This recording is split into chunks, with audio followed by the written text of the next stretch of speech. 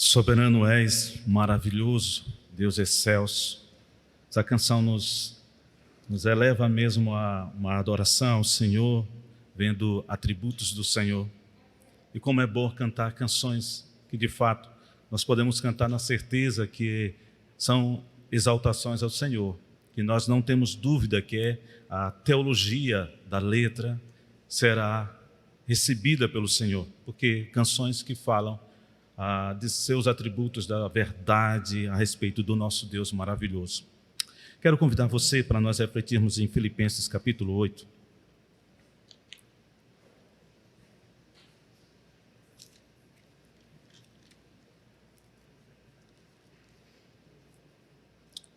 Capítulo 4, diz capítulo 8, né? Desculpem, capítulo 4. Do versículo 4 até o versículo 9. Quero pensar com vocês hoje a respeito de algumas indicações que o apóstolo Paulo nos dá quando nós vivemos num mundo de tantas adversidades, num mundo em profundas transformações. Obrigado. Filipenses capítulo 4, de 4 a 9, diz assim a palavra do Senhor: regozijai-vos sempre no Senhor. Outra vez digo, alegrai-vos. Seja a vossa amabilidade conhecida de todos os homens. Perto está o Senhor. Não andeis ansiosos por coisa alguma, mas em tudo, pela oração e pela súplica, com ações de graça, sejam as vossas petições conhecidas diante de Deus. E a paz de Deus, que excede todo entendimento, guardará o vosso coração e a vossa mente em Cristo Jesus. Quanto ao mais, irmãos, tudo que é verdadeiro, tudo que é honesto, tudo que é justo, tudo que é puro, tudo que é amável, tudo que é de boa fama, se há alguma virtude, se há algum louvor, isto pensai. O que aprendestes e recebestes e ouvistes de mim, e em mim vistes, isto fazei. E o Deus da paz, o Deus de paz será convosco. Vamos orar. Santo Deus, louvado seja o Senhor. Queremos te pedir a tua bênção sobre esse momento em que vamos refletir na tua palavra. Quanto a este que traz a mensagem, Senhor, falho, apenas um instrumento em tuas mãos, que o Senhor seja visto, que apesar da fragilidade deste que conduz a palavra, que o Senhor nos conduza em entendimento do que o Senhor tem para nós nessa noite. Que possamos ser edificados pela tua palavra, ser fortalecidos, Pai, sermos orientados acerca de como o Senhor quer que nos conduzamos, andemos nesse mundo em tantas adversidades, tantas turbulências, Pai. Mas sempre ficar firmados na certeza que a tua palavra é que nos orienta e que nos conduz em tudo que nós devemos fazer. É o que te pedimos nessa noite, no nome de Jesus. Amém.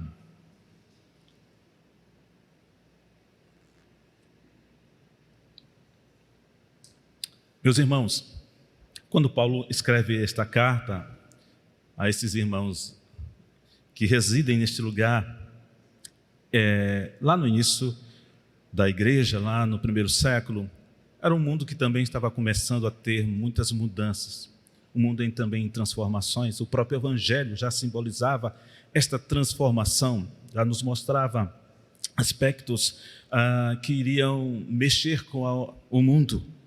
E o apóstolo Paulo escreve então com esse ensejo de preparar esses irmãos a respeito de tantas transformações pelos quais eles iam viver. E essas transformações poderiam trazer desafios para esses irmãos. Claro que no primeiro século estava muito direcionado a respeito da confissão da sua fé, da firmeza agora em Cristo, da confissão do Evangelho em Jesus Cristo, que agora eram servos do Senhor Jesus Cristo, que os libertava do império das trevas, e a sua paz e segurança estava em Jesus Cristo. Nós vivemos, irmãos, também no presente século, em nosso tempo, muitos desafios. Eu vi uma expressão há mais ou menos quase 4 anos atrás, dizendo o palestrante que nós estamos vivendo numa transição de um mundo sólido para um mundo líquido. Aquilo me chamou muita atenção naquela hora. Então ele estava explicando por que este mundo estava se transformando aspectos do mundo sólido em um mundo líquido. Antigamente, nós andávamos distâncias para encontrar uma locomoção, para pegar um táxi, né? E hoje a gente tem na palma da mão vários aplicativos que você sabe o deslocamento dele, que horas ele vai chegar, qual é o seu trajeto, quanto você vai pagar, não é isso? Antes nós também tínhamos lojas físicas de LPs, né? Hoje nós temos os streams. Você paga uma conta e tem 3 milhões de músicas lá que você pode separar a sua playlist. Dentre tantas outras coisas. Nós estamos num mundo de profunda transformação tecnológica. Uma cultura que cada dia mais também sofre transformações e vem fazendo mudanças. E o pior é que este mundo em que nós estamos vivendo, especialmente no aspecto cultural, científico, aspecto de ações social, a parte ética e moral, são produzidos por uma humanidade caída, por um mundo que jaz no maligno, um mundo perverso, um mundo em que se levanta cada vez mais para confrontar aquilo que nós considerávamos como verdade absoluta. Então, o nosso mundo em que nós, crentes, estamos vivendo, é um mundo em profundas transformações, e essas profundas são rápidas também, cada vez mais. São contínuas transformações. Olha, no contexto em que eu trabalho, tenho visitado muitos lugares, falado com muitas pessoas, e algumas semanas atrás, conversando com alguns, me diziam que nesse período em que nós estamos vivendo de pandemia, aquela diretora, então, ela perdeu em 45 dias, ela perdeu 3 pessoas da sua família. Como é que você acha que eu encontrei essa pessoa? Com sentimentos abalados, não é isso? O mundo hoje, cada vez mais com essas rápidas transformações, tem afetado as emoções das pessoas. As pessoas andam muito ansiosas. Tem registro de professores e diretores de escola me dizendo crianças com 9 anos de idade vivendo a ansiedade, andando em caminhos da depressão. Este é o mundo em que nós estamos vivendo, onde aquilo que era tão certo, hoje está tão incerto. E o que nós, como crentes em Jesus Cristo, temos a ver com isso, é que este mundo que nós estamos vivendo é um mundo que se levanta para questionar, afrontar as verdades eternas que nós temos vivido e temos aprendido a cada dia na palavra do Senhor, quando ouvimos as mensagens, quando nos debruçamos diante da palavra do Senhor, que é verdade eterna, que é sólida, e que as coisas podem passar, mas estas palavras do Senhor jamais passarão. Elas são questionadas, e você todos os dias é questionado a respeito disso. Isso tem levado as pessoas, muitas pessoas, a desanimarem. Pessoas estão adoecendo emocionalmente, porque essas rápidas, profundas mudanças têm conduzido a sentimentos que as pessoas não conseguem nem tratar bem disso. Quantas pessoas estão sendo assistidas por psicólogos, mais do que nunca, né? Pastor Madison sempre tem falado para nós a respeito de muitos aconselhamentos que ele tem dado. Sabe, nós precisamos estarmos cada vez mais firmes nessa palavra. É porque ela sempre será para nós a base sólida, a verdade eterna, que não mudará. E é nesta verdade que o apóstolo Paulo está instruindo esses irmãos e também nos dá indicações importantes que como nós viveremos neste tempo em que nós estamos vivendo, caminhando, cada vez mais diante dessas profundas transformações. O apóstolo nos dá algumas dicas, meus irmãos, importantes para nós, nos conduzirmos em tempos como esse que nós estamos inseridos. Primeiro, está no versículo 4, quando ele diz, alegrai-vos.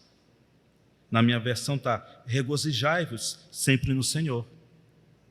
Há outras versões que devemos nos alegrar no Senhor. Parece ser complexo isso, né? Como nos alegrar diante de tantas notícias difíceis? Como nos alegrar em situações tão complicadas, né, irmão Davi, irmã Antônia, e que enfrentaram e que nós temos enfrentado juntos? Mas é isso que o apóstolo está dizendo. Alegrai-vos no Senhor. Então, a primeira dica que ele está nos dando é que a nossa alegria não está nessas circunstâncias, mas está no Senhor. E é interessante que o apóstolo Paulo podia falar isso de carteirinha, com propriedade, porque o apóstolo Paulo sabia muito bem o que era padecer. O homem que sofreu muitas perseguições, quase morreu em naufrágios, foi aprisionado, perseguido, ameaçado de morte, então ele sabia muito bem o que ele estava falando. Que apesar de tantas dores, apesar de tantas perseguições, de tanta situação adversa, ele estava sempre alegre no Senhor. É por isso que ele vai dizer novamente, alegrai-vos sempre no Senhor. Não é uma coisa momentânea, mas deve ser algo constante em nossa vida. Irmãos, Cristo é o Senhor de toda e qualquer circunstância. E essa certeza deve ser o fiel da nossa balança. Sabe? Cristo é a garantia que a alegria de um cristão não depende das circunstâncias, sejam favoráveis ou não. Não tem a relação com qualidade passageira desta vida e, portanto, não é vítima do dia passageiro. O que vai nos garantir uma satisfação é o Senhor Jesus Cristo. O que nos dará condições de viver em tempos de angústias e aflições é a alegria do Senhor, que é a nossa força. É o que Paulo está dizendo, nós temos que nos alegrar apesar das adversidades. Apesar dessas situações que são complexas e são terríveis e que nos afetam de alguma maneira, mas a alegria que vem do Senhor é que nos sustentará. É no Senhor que nós temos que buscar essa certeza, essa alegria, que nos manterá de pé, que nos fará caminhar seguro, apesar das oscilações que estão diante de nós. Os momentos de oscilações estarão sempre presentes. O dia pode começar ensolarado, como um dia de verão. Mas, no final, pode se apresentar um dia de tempestade, de um grande inverno. Um momento, nós podemos estar celebrando a união de pessoas num casamento. Pouco tempo depois, nós poderemos estar chorando pela separação devido à morte. Então, em algum momento, nós passaremos por oscilações na nossa vida. Em algum momento, nós teremos aflições, meus irmãos. Isso aqui é claro. Este mundo, cada vez mais, nos trará aflições. Mas como manter a alegria dentro das constantes mudanças dessa vida? A resposta está sempre no Senhor. A resposta é a fonte da nossa alegria, é Cristo. O Senhor Jesus Cristo diz que eis que estou convosco todos os dias, Mateus 28:20. Então está aqui a maneira que Paulo nos coloca, que nós podemos viver no mundo de tantas adversidades, no mundo de profundas mudanças, contínuas e rápidas mudanças, que é difícil a gente processar quando nós estamos centrados ainda aqui. O que nos satisfaz é o Senhor Jesus Cristo. O que nos traz alegria é a presença do nosso Senhor Jesus Cristo. Sua presença será constante, é constante, embora os dias mudem, embora os sentimentos mudem, embora as coisas mudem, Cristo não muda. E suas palavras não passarão. Ele não é do tipo do amigo que está conosco só quando as coisas vão bem, só quando as coisas estão sempre certinho. O Senhor Jesus Cristo não está conosco por circunstância alguma. Ele não é como aqueles amigos lá da parábola do filho pródigo, que enquanto que ele estava com dinheiro, enquanto ele estava por cima, enquanto ele estava pagando as farras, os amigos estavam todos próximos lá. Mas quando veio a fome e o dinheiro então se foi, os amigos também aproveitaram e foram juntos. Não, nós temos um amigo que nunca nos abandonará. Nós temos a fonte de alegria que sempre jorrará em nossos corações e que nos darão condições de passar pelas adversidades, ainda que elas sejam grandes, que parecem para nós intransponíveis, o Senhor nos conduzirá ainda em vitória, porque a alegria do Senhor é que nos dará força para atravessarmos toda e qualquer circunstância, irmãos. Ele estará em todo o tempo. Ele é o Deus conosco. Ele é o Deus Emanuel. Sabe, isso nos leva à segunda indicação que Paulo nos dá nestes versículos. É o versículo 5. No versículo 5 vai nos falar que o Senhor está perto. O Senhor está perto. O Senhor está conosco. Isso indica, quando Paulo escreveu isso aqui, a respeito da volta de Cristo. Aqueles irmãos estavam esperançosos, até ansiosos pela volta de Cristo, sabiam das diversidades e estavam aguardando o Senhor Jesus Cristo voltar e para buscá-los. Essa deve ser também a nossa esperança, aguardada por todos os cristãos, todos aqueles que já foram redimidos pelo sangue de Cristo. Dentro desse pensamento, devemos perceber, meus irmãos, a longevidade da graça de Deus enquanto esperamos pela sua parousia, pelo advento da volta de Cristo. Sabe, esses anos todos que nós estamos aguardando pelo Senhor, é numa perspectiva que o Senhor nos dá de perceber sua graça. Mesmo diante de tantas adversidades, o Senhor ainda derrama sobre nós a sua bondade.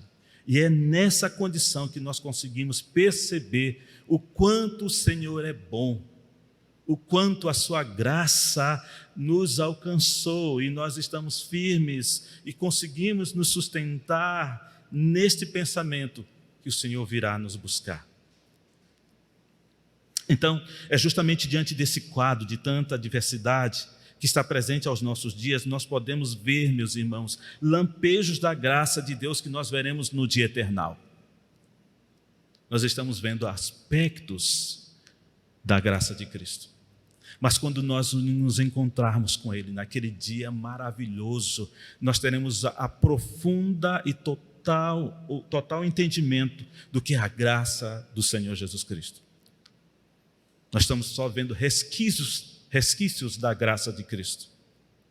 Mas quando nós tivermos o encontro com Ele, assim veremos o face a face, então veremos a graça por completo. É certo que Paulo escreveu num contexto em que estavam aguardando a Cristo, mas eu quero, quando ele fala de perto está o Senhor, mas eu quero abordar também que mesmo que esse não tenha sido a intenção inicial do autor, nós podemos considerar que a graça de Cristo torna a sua presença íntima em nossos corações, nutrindo a nossa vida de paz e segurança. O Senhor habita em teu coração?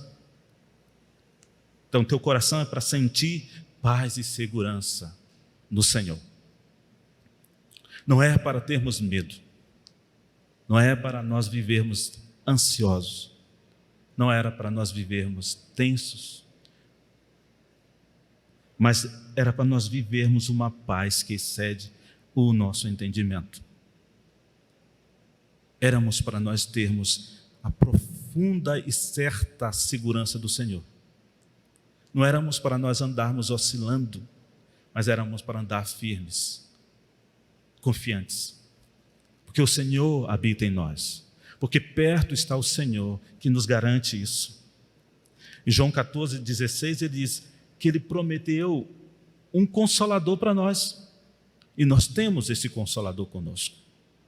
O que nós fazemos dessa certeza é que está a nos moldar a respeito de como vivemos uma vida cristã.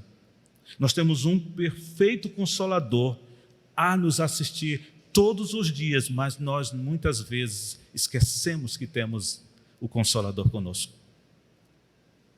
Isaías 43, de 1 a 2, diz que o Senhor estará conosco em todas as aflições, sejam elas as mais difíceis, meus irmãos, o Senhor estará conosco. Não existe coisa melhor quando nós estamos em aflição, quando nós estamos em perigo, numa situação em que nós não conseguiremos, achamos que nós não vamos conseguir sair. Qual é o sentimento que bate sobre nós? Nós estamos só. Mas quando nós temos alguém a segurar a nossa mão, quando alguém está conosco num momento difícil, nós nos sentimos mais fortes. Aqueles que têm vivência em um hospital poderiam falar com muita propriedade a respeito disso. Quando nós nos achamos debilitados, às vezes precisamos ser internados, como aquele parente, aquele ente querido do nosso lado, segurando a nossa mão, nos traz tanta segurança, não é verdade? O Senhor Deus está conosco. Perto está o Senhor. É essa certeza que nós precisamos ter. Como o salmista, no Salmo 23, ele usa algumas expressões bem interessantes que mostram isso. No Salmo 23 ele vai usar: guia-me, leva-me, estás comigo. São expressões que mostram alguém que está ao lado de outro. Tem a certeza que o bom pastor está com ele. A palavra do Senhor nos garante, meus irmãos, que nós podemos descansar e andar no mundo de tantas atribulações, de tantas mudanças, na segurança que tudo pode ruir, tudo pode mudar, mas a certeza que deve estar em nossos corações que o Senhor está perto de nós. Então, portanto, nós devemos nos alegrar no Senhor, que é a força que nos dá. Nós podemos ter a certeza que o Senhor andará conosco todos os dias, o Senhor está perto, o Senhor está a nos assistir. E Paulo continua nos dando indicações de como nós devemos viver. Apesar desse mundo de tantas adversidades, de mudanças, uma coisa não muda. No versículo 6 vai nos mostrar que nós podemos falar com o Senhor através das súplicas e orações. Nós podemos colocar ao Senhor tudo aquilo que nós sentimos e tudo aquilo pelos quais nós estamos passando e que tem nos afligido. Na condição em que nós estamos vivendo ainda, meus irmãos, como homens imperfeitos, estamos sujeitos às condições de fragilidade pela ação do pecado que ainda age em nós. É muito difícil, de alguma forma, não termos em algum momento aspectos de ansiedade. Mas sabe o que a palavra de Deus nos diz? É que nós não devíamos andar ansioso por isso, por coisa alguma. Pelo contrário, nós devíamos apresentar diante de Deus todas as coisas pelas quais nós estamos passando. Sabe, as aflições que nós nos encontramos e às vezes nos sentimos lá numa noite difícil de passar, é ao Senhor que nós devemos colocar a nossa aflição, ao Senhor.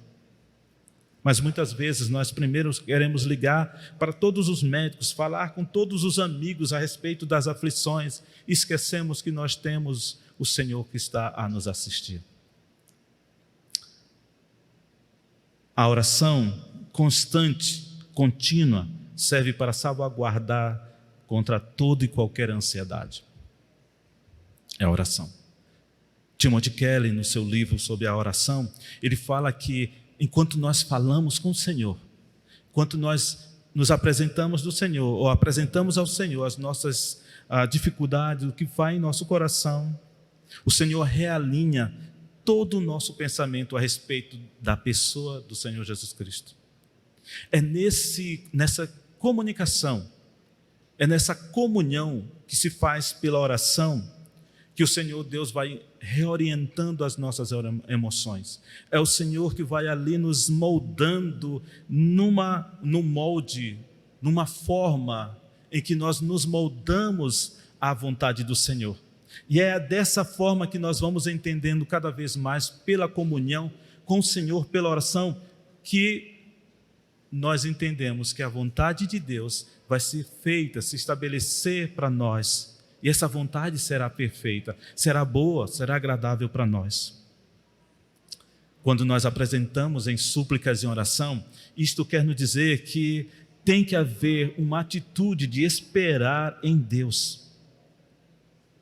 Isto também quer nos ensinar que a nossa debilidade nós devemos apresentar ao Senhor. O salmista, muitas vezes, usava de um expediente que eu acho bem interessante. Davi gritava ao Senhor. Quando ele entrava em súplica, nós devemos apresentar ao Senhor com clareza o que nós estamos passando.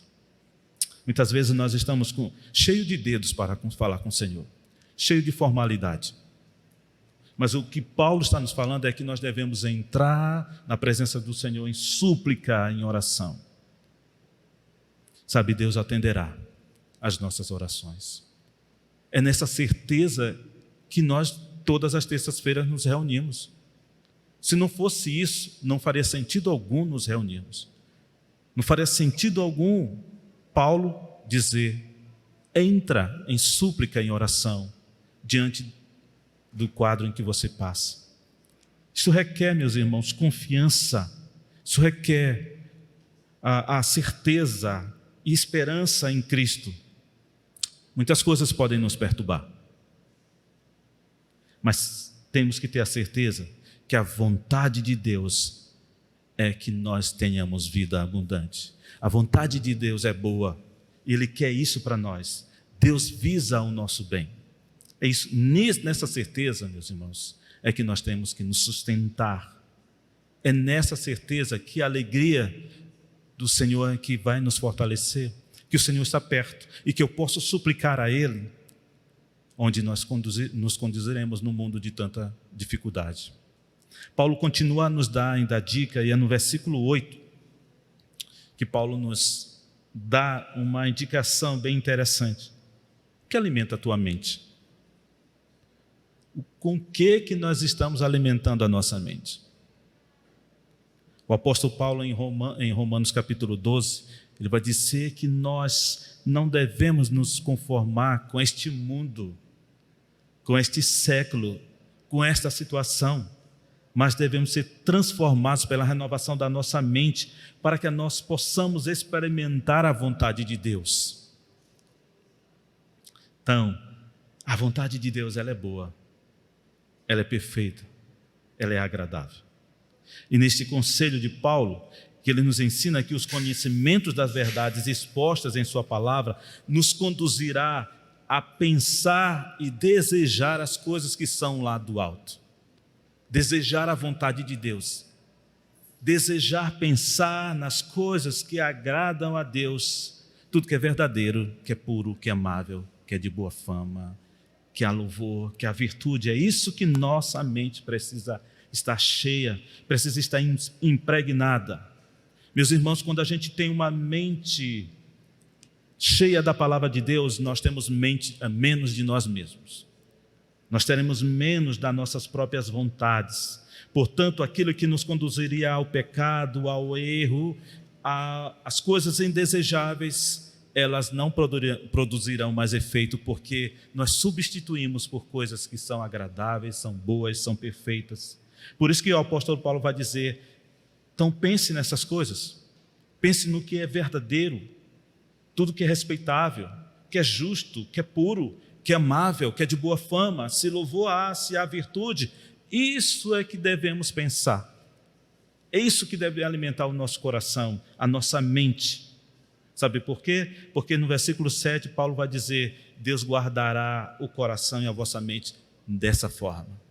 Quando você estiver alimentando a tua mente das coisas que pertencem a Cristo, você será guardado. O teu coração será protegido, será blindado com essas coisas, e você desejará menos desta terra, menos desses prazeres mundanos, menos das suas próprias vontades e mais da vontade do Senhor.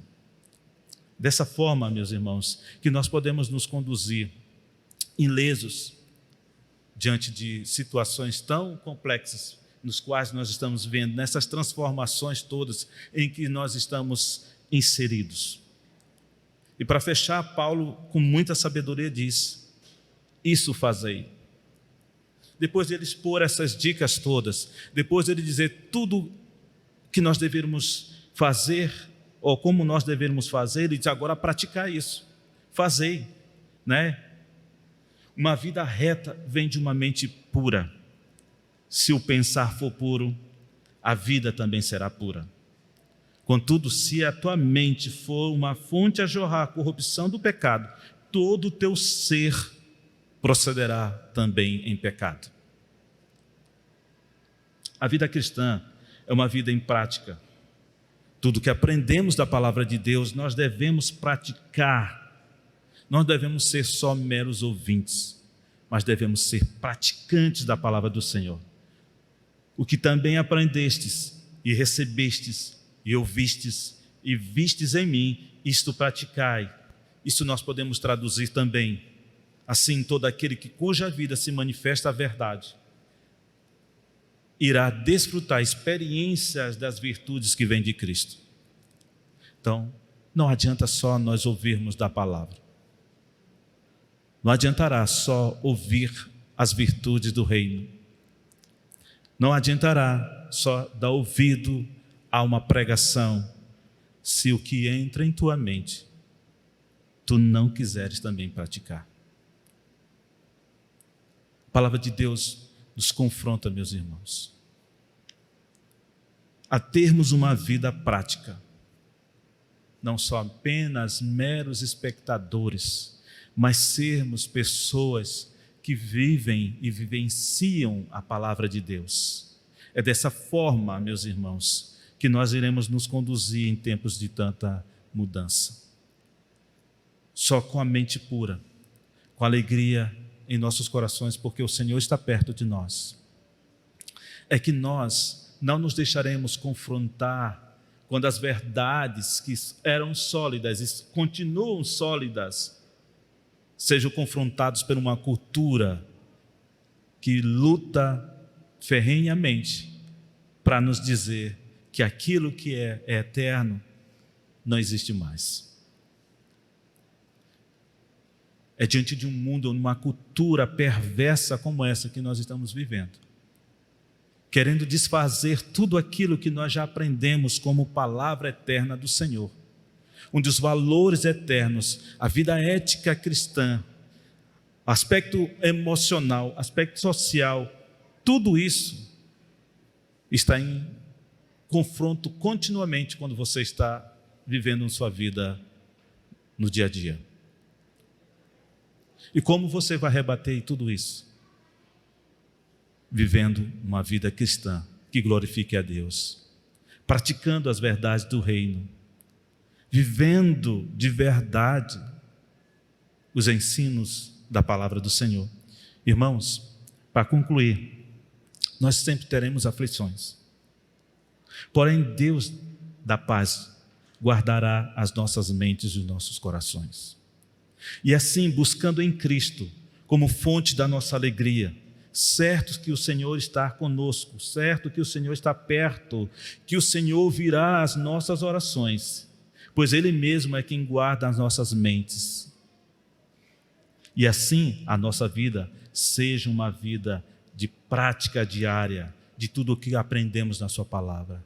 Que o nosso caminhar reflita a verdade da palavra, que ao conduzir a palavra não seja expressada, mas seja vivida. Que as pessoas possam ver em mim e em você, não por um discurso, mas por uma vida prática, onde as virtudes do reino aparecem em nossas vidas, nas nossas atitudes, no nosso proceder, no nosso caminhar, na nossa vida diária, em tudo que nós fazemos. É nesse contexto, obrigado, irmão, é nesse contexto de prática, de vivência da verdade, é que nós conseguiremos trilhar no mundo que nos desafia todos os dias. Que o Senhor nos abençoe, que a palavra do Senhor habite ricamente em nossos corações, que o Deus de toda a paz blinde as nossas mentes e os nossos corações, para que possamos prosseguir firmes, na certeza que quem temos crido é poderoso para guardar o nosso tesouro e que nos conduzirá por toda a eternidade com Ele.